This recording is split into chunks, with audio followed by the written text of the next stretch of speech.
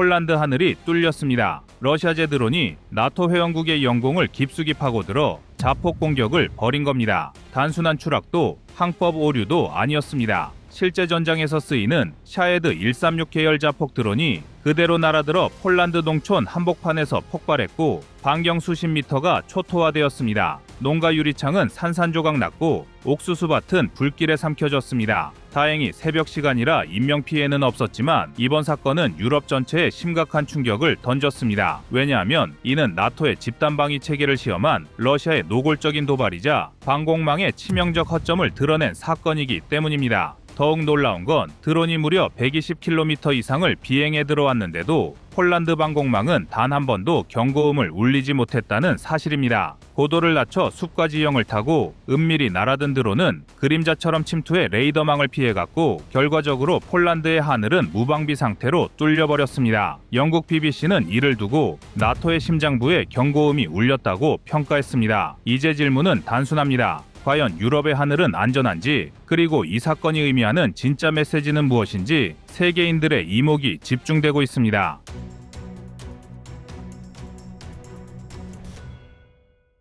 폴란드가 위험한 이유는 단순히 드론 한 대가 폭발했기 때문이 아닙니다. 더 큰 문제는 러시아가 유럽의 심장을 향해 무력 시위를 벌였음에도 불구하고 이를 사전에 감지하거나 차단하지 못했다는 사실입니다. 이 사건은 곧 유럽 안보의 균열을 드러낸 전조입니다. 만약 이번 드론이 폭발물이 아니라 화학무기나 생물학 무기를 실었다면 폴란드는 그대로 속수무책이 될 수밖에 없었습니다. 폴란드의 지정학적 위치는 러시아에게 최적의 압박 지점입니다. 우크라이나 전선과 맞닿아 있는 동부 국경은 길게 뻗어 있어 감시와 방어가 어렵고 벨라루스를 통한 우회 침투 가능성까지 고려하면 국토 전체가 방공망의 시험대가 될 수밖에 없습니다. 실제로 폴란드는 러시아가 유럽을 침공할 경우 1순위로 타격받을 국가로 꼽히며 나토 내부에서도 전장의 최전선 국가로 불립니다. 더 충격적인 것은 이번 사태가 단발성이 아니라는 점입니다. 루마니아와 리투아니아에서도 러시아 드론이 추락한 사례가 있었고 그때마다 나토는 긴급 대응을 했지만 결국 뚜렷한 해법을 내놓지 못했습니다.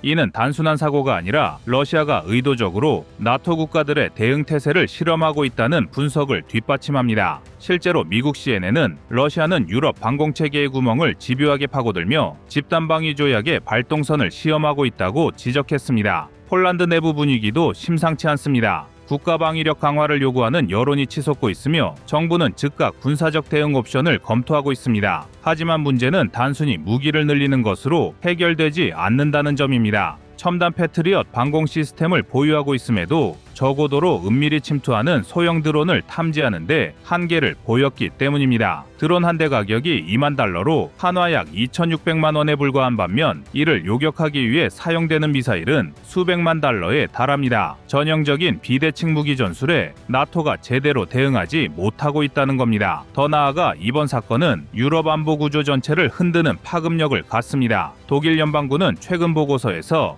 2029년까지 러시아가 나토의 대규모 공격을 감행할 수 있다는 전망을 내놓았고 이 발언은 단순한 추측이 아니라 정부 차원의 공식 경고였습니다. 이는 곧 유럽이 안전지대라는 인식이 깨지고 있음을 의미합니다. 프랑스 르몽드는 러시아의 드론 침투는 나토가 상상하던 집단방위의 철옹성을 흔들었다고 분석했습니다. 폴란드의 대응은 선택지가 제한적입니다. 군비 확장과 나토 지원 요청이 유일한 카드지만 그 과정에서 자국 경제가 감당해야 할 비용은 상상을 초월합니다. 이미 폴란드는 GDP의 4% 이상을 국방비로 사용하고 있는데 이는 나토 평균의 2배에 해당하는 수준입니다. 만약 러시아와의 긴장이 장기화되면 폴란드의 재정과 사회적 안정은 심각한 타격을 받을 수밖에 없습니다. 나토의 문제는 기술적 대응뿐만 아니라 정치적 딜레마에서도 드러납니다. 러시아의 도발이 계속된다면 집단방위 조약 제5조 발동 가능성이 커지지만 동시에 대규모 전면전으로 이어질 위험도 커집니다. 미국 뉴욕타임스는 중국이 대만을 무력으로 압박하는 순간 러시아가 동시에 유럽을 흔들어 나토의 시선을 분산시키는 이중전선 전략이 현실화될 수 있다고 보도했습니다. 이는 곧 유럽 안보가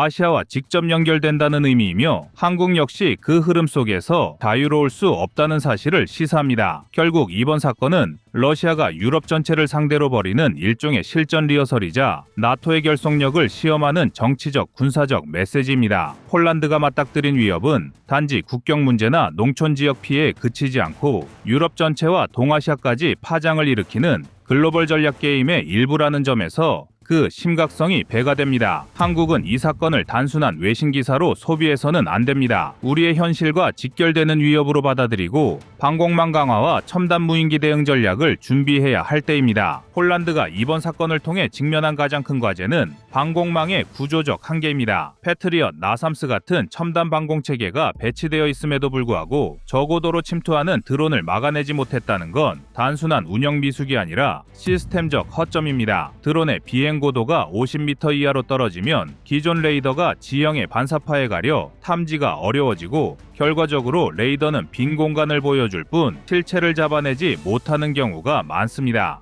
러시아가 이 점을 정확히 파악하고 의도적으로 폴란드 영공을 시험한 겁니다. 폴란드 정부는 즉각 군사적 보강을 선언했습니다. 드론 요격 전용 체계인 스카이가드와 아이언돔 도입 논의가 본격화되었고 국산 방공포 강화 계획도 검토 중입니다. 하지만 문제는 비용입니다. 드론 한 개의 가격이 2만 달러인데 이를 요격하는 미사일은 최소 200만 달러에 달합니다. 단순 비교만 해도 무려 100배의 비용 차이가 발생하는 비대칭 전장입니다. 폴란드가 아무리 경제 규모가 커졌다 하더라도 장기적으로 이런 방식을 감당하기는 어렵습니다. 그래서 폴란드군 내부에서도 저비용 요격 수단, 즉 레이저 무기나 제머 같은 대체 체계를 신속히 도입해야 한다는 목소리가 커지고 있습니다. 그리고 방공망만의 문제는 아닙니다. 이번 사건은 나토 내부의 정치적 균열도 드러냈습니다. 폴란드가 강경 대응을 요구하고 있지만 독일과 프랑스는 전면전 확대를 우려하며 신중한 입장을 고수하고 있습니다. 나토가 집단방위 조약 5조를 실제로 발동한다는 건 곧 러시아와의 전면전을 의미하기 때문입니다. 이러한 긴장 속에서 유럽 주요 국가들의 전략적 이해관계가 충돌하고 있습니다. 미국 월스트리트 저널은 폴란드가 요구하는 집단방위 발동 논의는 나토 내부의 단결을 시험하는 리트머스 시험지라고 평가했습니다. 반면 러시아의 전략은 더욱 교묘합니다. 본격적인 전면전으로 나토를 자극하기보다 드론 침투 같은 저강도 도발을 반복하며 서서히 압박하는 방식입니다. 이로써 나토가 대응에 지치게 만들고 동시에 유럽 사회 내부에서 전쟁 피로감을 높이는 것이 목적입니다. 실제로 러시아는 우크라이나 전쟁 이후 무인기 전력을 대폭 강화했습니다. 이란제 샤헤드 계열 드론을 자체 개조해 게란두라는 이름으로 생산하고 있으며 연간 1000위 이상을 투입할 수 있는 능력을 갖췄습니다. 단가는 낮고 생산 속도는 빠르기 때문에 유럽이 방어에만 매달릴 경우 손실은 기하급수적으로 커집니다. 폴란드의 군사적 반응도 간단치 않습니다. 이미 1000대 이상의 K2 전차와 K9 자주포, FA-50 전투기까지 한국산 무기를 대규모로 도입하며 전력을 빠르게 강화해왔습니다. 이는 러시아의 압박에 대응하기 위한 전략적 선택이었지만 동시에 자국 방위력만으로는 한계가 있음을 보여주는 사례이기도 합니다. 특히 폴란드군은 병력 규모가 20만 명 수준으로 나토 내에서는 중간 정도에 불과합니다. 러시아군이 본격적으로 동원령을 내리고 전력을 집중시킨다면 폴란드 단독으로는 감당이 불가능합니다. 따라서 나토의 집단방위 체계가 사실상 유일한 생명줄인 셈입니다.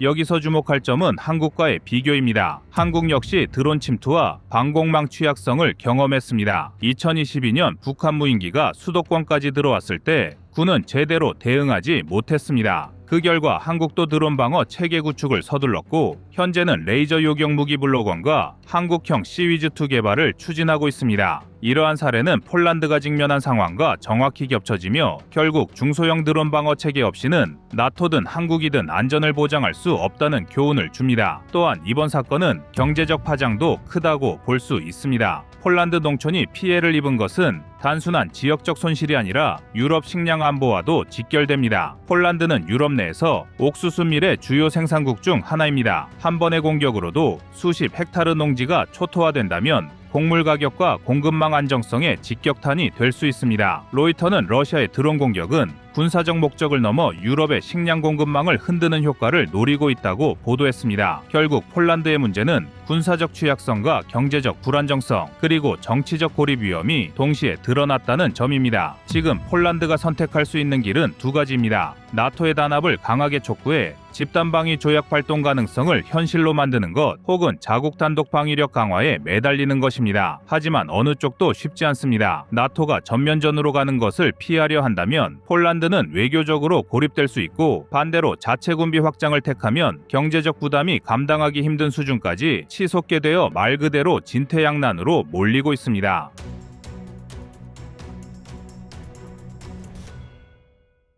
다음은 25년 8월 17일 폴란드 5조 원으로 KF-21 최대 80대 구매 가능 영상입니다. 이 결정은 정치 외교적으로도 함의가 큽니다. 미국은 폴란드의 핵심 군사 파트너지만 동시에 자국 무기 판매를 우선시하는 정책 기조를 유지하고 있습니다. 반대로 한국은 이미 FA-50 수출과 천무 다연장 로켓 공급을 통해 폴란드와 실질적 신뢰를 쌓아왔습니다. 따라서 KF-21 계약은 단순히 무기 구매가 아니라 항공산업 기술 이전과 현지 조립 라인 구축까지 포함할 수 있는 산업동맹의 성격을 갖습니다. 독일과 프랑스가 주도하는 유럽 항공산업 블록에 대항해 폴란드가 독자적인 하늘의 힘을 확보하는 길이 열리는 셈입니다. 한마디로 이번 F-16 현대화 계약은 겉으로는 협상 성과처럼 보이지만 실질적으로는 KF-21의 필요성을 더욱 부각시킨 결정입니다. 폴란드가 남은 5조 원으로 어디에 베팅하느냐에 따라 향후 20년 동안 동부전선의 하늘은 전혀 다른 그림을 그리게 될 것입니다. 폴란드가 직면한 공군력 문제는 단순한 무기 도입 차원이 아니라 국가 생존 전략과 직결된 사안입니다. 현재 폴란드가 보유한 전술 항공 전력은 48대의 F-16, 일부 수호의 공격기, 그리고 이제 막 실전 배치 단계에 들어선 FA-50 경전투기 소수에 불과합니다. 여기에 F-35A 32대를 주문했지만 2028년 이후에야 순차적으로 전력화가 진행되며 평시 임무에서는 유지비와 운용 제약으로 인해 제한적으로만 투입될 수 있습니다. 즉, 러시아와 마주하고 있는 최전선 국가임에도 불구하고 실질적 작전 가능 전투기는 100대 이하라는 치명적 약점을 가진 셈입니다.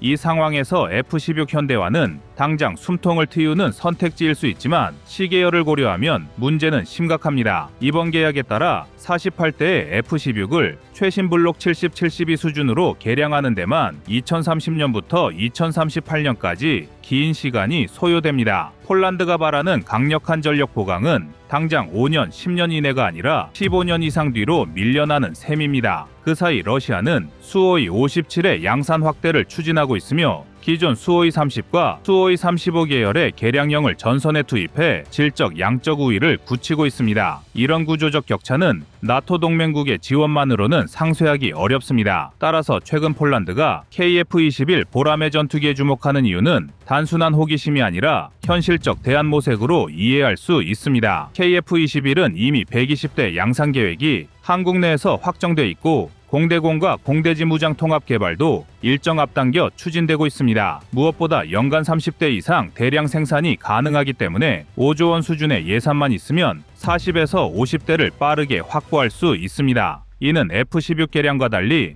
2030년대 초반부터 바로 전력화가 가능하다는 점에서 압도적인 장점을 갖습니다. 또한 KF-21 도입은 단순히 군사전력 보강을 넘어 폴란드 항공산업의 도약을 의미합니다. 독일과 프랑스 주도의 유럽 항공기 산업은 기술 이전에 극도로 인색해왔고 라팔이나 타이푼, 그리펜 같은 기종도 현지 생산을 허용하지 않았습니다. 반면 한국은 이미 FA-50 폴란드형 블록 20 계약에서 현지 정비 인프라와 기술 이전을 보장한 경험이 있습니다. KF-21 역시 현지 조립 라인과 부품 생산 참여에 더해 폴란드 자체 무장 통합까지 가능성이 논의되고 있습니다. 이는 단순한 무기 구매가 아니라 폴란드가 자국 항공산업 생태계를 구축할 수 있는 역사적 기회입니다. 정치적 파장도 큽니다. 미국은 여전히 F-35라는 황금알을 통해 폴란드의 군사 의존도를 유지하려 하지만 지나친 비용 문제와 생산 지연은 폴란드 내부에서 불만을 키우고 있습니다. 실제로 스위스와 스페인 등 일부 유럽 국가는 관세 분쟁과 운영 비용 부담 때문에 F-35 도입을 재검토하거나 축소했습니다. 반면 한국과의 협력은 군사적 자율성을 높이는 동시에 미국과의 관계를 해치지 않는 균형점이 될 수 있습니다. FA-50 도입이 이미 그 사례입니다. 폴란드는 미국산 A4 레이더와 무장을 그대로 쓰면서도 한국 플랫폼을 기반으로 전력을 보강하고 있습니다. 여기에 러시아 위협이 지속되는 한 폴란드는 더 이상 전력 공백을 감수할 수 없습니다. 우크라이나 전쟁에서 드러난 뻔한 교훈은 전술 항공력의 부족이 국가 안보를 직접 위협한다는 점입니다. 드론과 미사일만으로는 공중 우위를 장악할 수 없으며 결국 전투기 숫자가 절대적으로 필요합니다. 이 때문에 KF-21은 단순한 옵션이 아니라 F-16 현대화와 F-35 도입 사이에 실질적 전력 갭을 메워줄 현실적 카드로 부상한 것입니다. 폴란드가 KF-21 보라매 전투기를 실제로 도입한다면 그 경로는 크게 세 가지 단계로 구체화될 수 있습니다. 첫 번째는 정치적 신호와 협상 개시입니다. 이미 2024년 하반기 폴란드 공군 사령관이 직접 한국을 방문해 KF-21에 탑승하고 성능을 검증한 사례가 있습니다. 이는 단순한 시찰이 아니라 본격적인 협상 준비 단계로 평가됩니다. 특히 FA-50 블록 20 도입 경험을 통해 폴란드 국방부는 한국산 항공기의 통합 패키지가 나토 운용 체계와 충돌하지 않는다는 확신을 가지게 되었습니다. 따라서 초기 도입 논의는 FA-50 추가 도입 계약과 연계돼 진행될 가능성이 큽니다. 두 번째는 재정 배분과 사업 구조입니다. 폴란드는 이미 F-16 현대화에 5조 원을 확정했지만 당초 10조 원으로 예상되던 계약에서 절감한 나머지 5조 원이 남아 있습니다. 이 금액이면 KF-21 기본형 40대를 프로그램 코스트인 1,200억 원 수준으로 도입할 수 있는데 이는 F-35A의 절반 이하입니다. 폴란드가 이 자금을 성급금으로 지급하고 나머지는 한국수출입은행과 연계한 금융 패키지로 조달한다면 최대 60에서 80대 규모의 대형 계약도 가능합니다. 이는 F-16 개량과 F-35 도입 사이에서 발생하는 공백을 단숨에 메우는 현실적 해결책이 됩니다. 세 번째는 현지 생산과 기술 이전입니다. 폴란드는 단순한 구매가 아니라 항공산업 육성을 목표로 하고 있습니다. 따라서 KF-21 계약은 현지 조립 라인 건설과 부품 생산 참여에 참여하여 궁극적으로 항전 장비 공동 개발까지 패키지로 구성될 가능성이 높습니다. 실제로 폴란드가 한국의 K2 전차와 K9 자주포를 도입할 때도 현지 생산 체계를 조건으로 내걸었습니다. 이 때문에 KF-21 역시 폴란드 국영 방산업체 PGG와 카이가 합작 형태로 생산 정비까지 연계하는 구상이 유력합니다. 이는 독일과 프랑스가 철저히 통제해온 유럽 항공산업 질서의 균열을 일으키는 동시에 폴란드가 독자적인 전투기 산업 생태계를 확보하는 계기가 될 수 있습니다. 이에 따른 정치 외교적 효과도 무시할 수 없습니다. 미국 입장에서는 동유럽 최전선 동맹국이 자국산 전투기 대신 한국산을 선택하는 것에 부담을 느낄 수밖에 없습니다. 그러나 KF-21은 F-35와 직접 경쟁하는 완전한 스텔스 플랫폼이 아니고 나토 표준 장비와 무장을 호환할 수 있습니다. 즉, 폴란드가 KF-21을 도입하더라도 미국의 군사 전략에 정면으로 도전하는 것이 아니라 동맹 내 전력 보완을 위한 보조적 선택으로 해석될 여지가 있습니다. 이 점이 폴란드 외교 당국이 미국과의 마찰을 최소화할 수 있는 중요한 카드가 됩니다. 또한 유럽 내부에서도 파장은 큽니다. 프랑스의 라팔, 스웨덴의 그리펜, 독일과 영국의 유로파이터 타이프는 모두 고비용 저효율 구조로 비판을 받고 있습니다. 폴란드가 KF-21을 대량 도입하면 유럽 내 중견국들도 관심을 가질 가능성이 높습니다. 실제로 체코, 루마니아, 핀란드 등은 이미 FA-50과 KF-21 관련 자료를 비공식적으로 검토하고 있다는 보도가 나온 바 있습니다. 폴란드가 선도적인 구매자가 된다면 KF-21은 유럽 시장 진출의 교두보가 되고 한국 방산의 입지도 크게 확대됩니다. 마지막으로 군사적 효과를 정량적으로 살펴보겠습니다. 만약 폴란드가 F-16 현대화에 5조 원, KF-21 도입에 5조 원을 각각 투입한다고 가정하면 2030년대 초반에는 F-16V 48대, KF-21 40에서 50대, F-35A 32대, FA-50 블록 20, 12대라는 구조가 완성됩니다. 이는 총 130에서 140대 규모의 혼합 전력으로 현재 2배 이상으로 증강된 수치입니다. 러시아의 압도적 기체 수량에 비하면 여전히 열세일 수 있으나 나토 동맹국 전력과 결합할 경우 동부전선에서 최소한의 억지력을 확보할 수 있습니다. 무엇보다 이 조합은 단순히 수량 증가가 아니라 세대별 균형을 갖추게 됩니다. F-35가 전략 스텔스, KF-21이 전술 다목적, F-16V가 안정적 주력, FA-52 경량 보조 전력으로 각각 역할을 분담하는 구조가 만들어지는 것입니다. 이처럼 KF-21 도입은 단순한 구매가 아니라 시간, 비용, 정치, 산업, 전략을 동시에 충족시키는 해법입니다. 그리고 이는 폴란드가 나토 최전선에서 러시아와 맞서는 국가로서 선택할 수 있는 가장 합리적인 카드로 자리 잡고 있습니다.